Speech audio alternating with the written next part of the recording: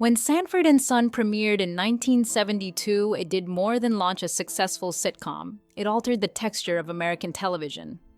At its center were two men from very different backgrounds whose on-screen chemistry felt immediate and genuine. Red Fox brought decades of raw comedic experience, while Demon Wilson arrived with restraint, discipline, and emotional grounding. Together, they created a father-son dynamic that balanced chaos with care. Viewers didn't just laugh, they recognized something real. Fred Sanford's bluster needed Lamont's patience, and Lamont's decency needed Fred's unruly spark. That balance made the show work. It also placed both men under enormous pressure. Success arrived quickly and publicly, while expectations grew heavier by the season. What audiences couldn't see was how fame, power, and responsibility were quietly reshaping the relationship behind the scenes, laying the groundwork for misunderstandings that would linger long after the cameras stopped rolling. Mentorship, respect, and early trust. In the early seasons, the relationship between Red Fox and Damon Wilson was marked by mutual respect. Fox, already an established figure, recognized Wilson's potential and reportedly supported his casting and visibility on the show. For Wilson, working alongside a seasoned performer was both an education and an opportunity. He listened, learned, and matched Fox's intensity with calm precision. Their collaboration felt purposeful, almost familial, and many close to the production recall moments of genuine warmth between them. This period established trust, but it also created unspoken expectations. Fox viewed loyalty as standing together publicly and privately.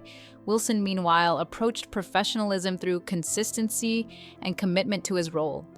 Neither view was wrong, but they were different. As pressures mounted, those differences would become harder to reconcile, especially within an industry that often rewards conflict more than clarity. Success, strain, and structural pressure. As the show's ratings soared, so did the strain behind the scenes. Success brought scrutiny, negotiations, and heightened awareness of inequality within the industry. Red Fox became increasingly vocal about compensation and working conditions, seeing them as reflections of respect rather than mere logistics.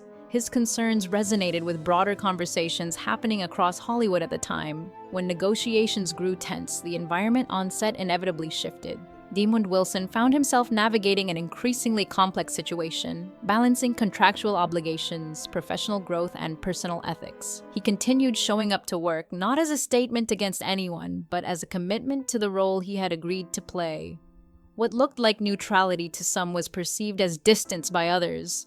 The gap between intention and interpretation widened, and communication quietly eroded, replaced by assumptions neither side openly addressed, carrying the show in silent consequences. During a period when Red Fox stepped away from production, Wilson carried a heavier narrative load. He did so without public complaint, maintaining professionalism under circumstances he did not create. While audiences remained engaged, the emotional cost of that transition was significant. Wilson later reflected that the most difficult part was not the workload, but how decisions were communicated. Learning major developments indirectly created a sense of isolation that lingered. When Fox eventually returned, the show regained its familiar rhythm, but something intangible had changed. Trust had been tested, and while performances remained strong, the ease between the two men was diminished. Neither publicly escalated the situation, choosing instead to let work speak for itself. Yet, unresolved feelings do not disappear simply because dialogue ends. They settle quietly, shaping interactions in subtle but lasting ways. Different definitions of loyalty. At the heart of the distance between Red Fox and Demon Wilson was a difference in how loyalty was understood. Fox valued visible solidarity, especially during moments of confrontation with the system. Wilson valued responsibility to his work and long-term stability. Both perspectives were shaped by experience, but they were never fully reconciled. Fox may have felt abandoned. Wilson may have felt unfairly positioned. Neither publicly dissected the issue in depth, which allowed speculation to fill the silence. Over time, that silence hardened into separation. Their working relationship continued, but without the warmth of earlier seasons. What remained was professionalism rather than partnership. This distinction matters because it reframes the story not as betrayal but as misalignment. Two individuals responding differently to pressure, each believing they were acting with integrity within their own moral framework. After the cameras stopped, when Sanford and Son concluded, both men moved forward along separate paths. Red Fox returned to stand-up and later television projects, embracing the sharp edge that had defined his early career. Demond Wilson continued acting for a time, but gradually shifted his focus inward. The absence of collaboration between them after the show was noticeable, yet not unusual in an industry where partnerships often end with the project. What made this case linger was the emotional investment audiences had placed in their on-screen bond. Fans wanted closure, reconciliation, or acknowledgement. Instead, they received quiet distance. Neither man made sustained efforts to revisit the past publicly. The lack of spectacle was misread as bitterness, when it may have been something more restrained. Two people choosing not to reopen wounds that never fully healed. Faith, distance, and personal boundaries. As years passed, Demond Wilson underwent a profound spiritual transformation that reshaped his priorities. Faith became central to his identity, influencing how he viewed his past and his relationships. Rather than revisiting old conflicts, he focused on purpose, ministry, and service. This shift was not about erasing history, but about redefining what deserved emotional energy. When Red Fox later passed away, Wilson's absence from public mourning sparked renewed speculation. Yet grief is not a performance, and participation is not obligation. Wilson later acknowledged that they were not in communication at that time. He offered no dramatics, no accusations, and no public reckoning. For him, distance was a boundary, not a statement. In choosing silence, he honored his own process rather than public expectation, even when misunderstood. Why silence is not always bitterness.